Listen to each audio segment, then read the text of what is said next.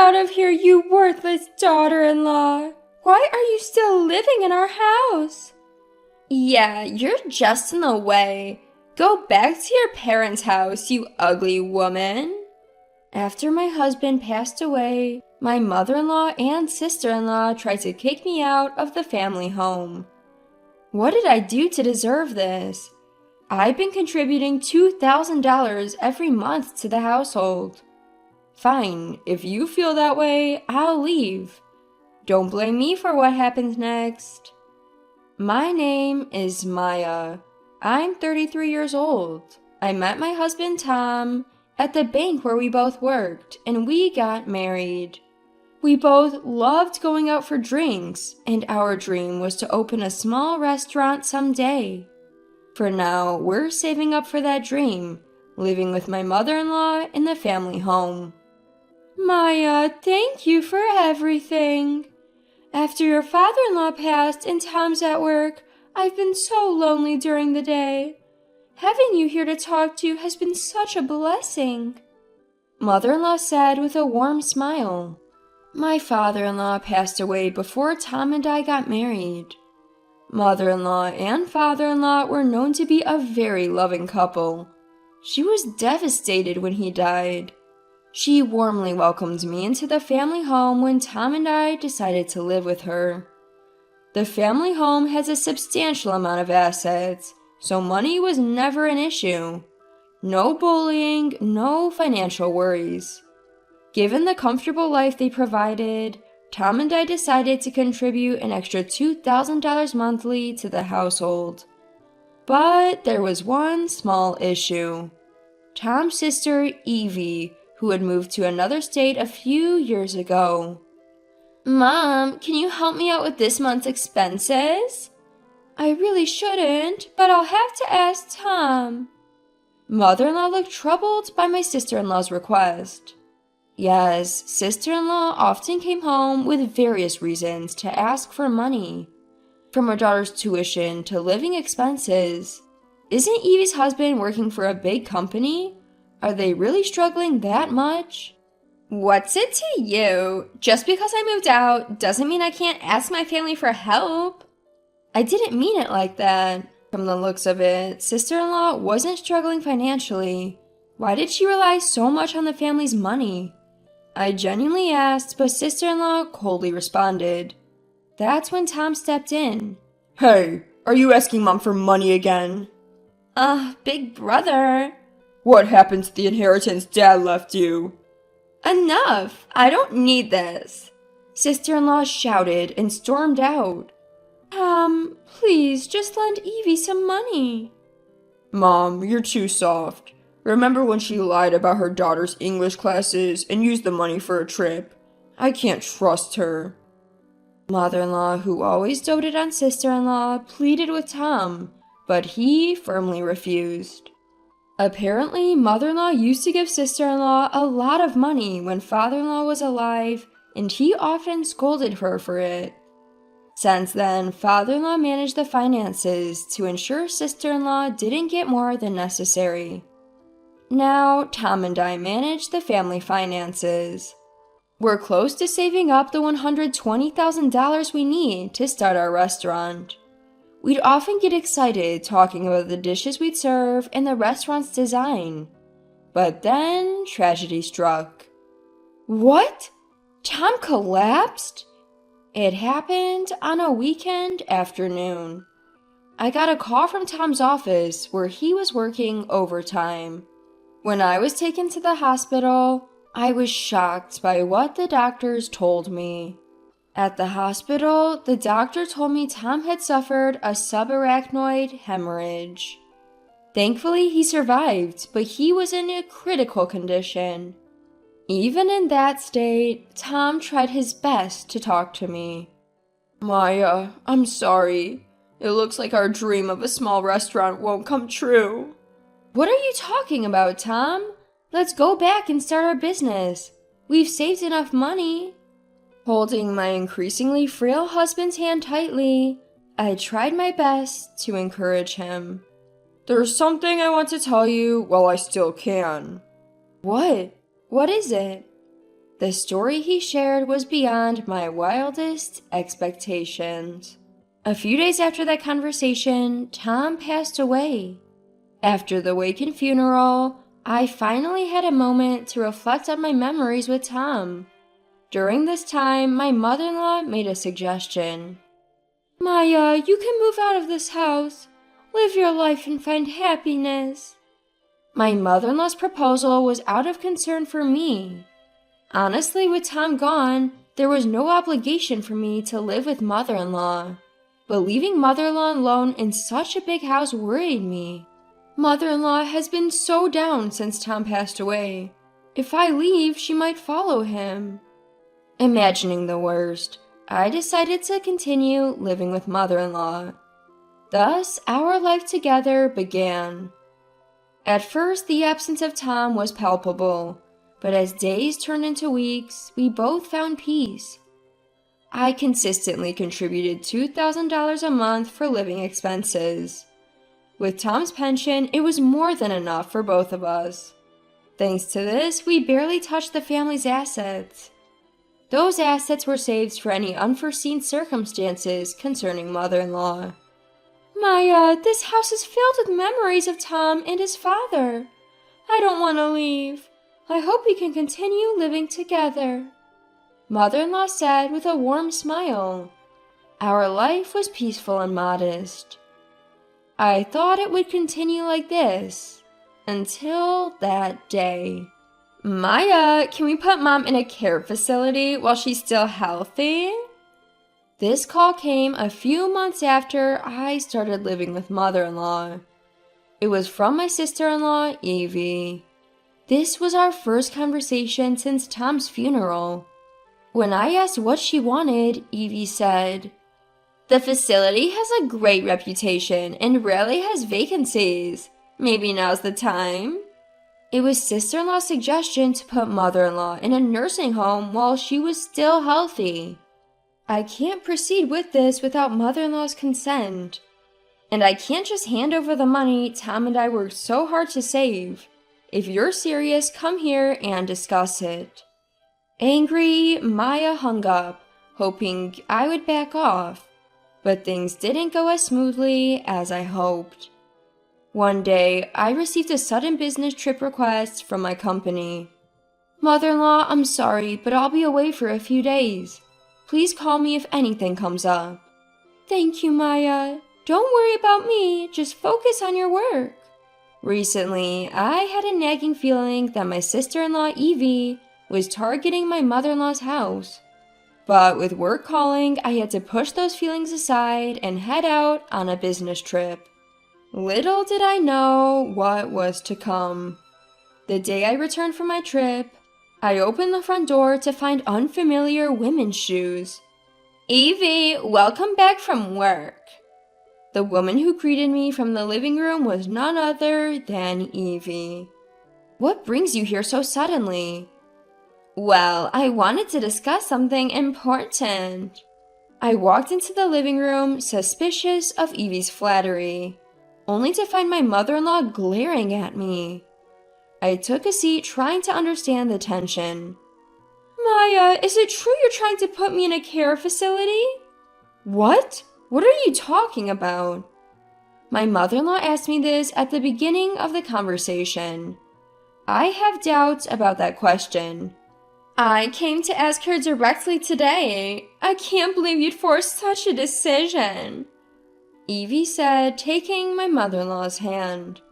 My mind went blank. Why is this being pinned on me? It was Evie's idea. As I sat in shock, my mother-in-law continued her accusations. I told you I won't leave this house, and yet you're trying to kick me out, you traitor. The loving gaze I once knew was gone. I was at a loss for words, realizing she fully trusted Evie now. It's strange to leave the household finances to someone else. Evie will be living here now. We don't need you anymore. As my mother-in-law guarded herself, Evie smirked. Oh, by the way, that branded necklace in your room, I sold it for a pretty penny. Stunned, I rushed to my room. finding traces of someone rummaging through my things. The necklace? Could it be? Maya, was that necklace so important? It was just a piece of jewelry. Saying that, my sister-in-law entered the room with a smile. It was a gift from my late husband. How could you sell it? Tears welled up in my eyes. Well, it brought in money. I'm sure your brother would be happy. I couldn't forgive her. She sold a cherished memory of my late husband. From that day, I vowed to get back at Evie. The next day, I packed my belongings, personal items, my husband's keepsakes, photos. With my bags ready, I left the house. At the door, a gleeful Evie said, I'm sorry your mother-in-law isn't here to see you off. She doesn't want to see your face anymore. I see. Please take care of her. With a triumphant smile, Evie watched as I left the house for good. A few months after settling into the new place, I got an unexpected call from my in-laws. You took money without asking, didn't you? How could you be so heartless? You're the worst. What? I have no idea what you're talking about. What happened? Sister-in-law shouted even louder, pressing for answers. From what I gathered, the bank account balance, which I used to manage, was low, and they couldn't cover basic bills like water. For some reason, they thought I had taken the money. Just come over here now. Before I could respond, sister-in-law hung up with a slam. I couldn't help but grimace at the audacity.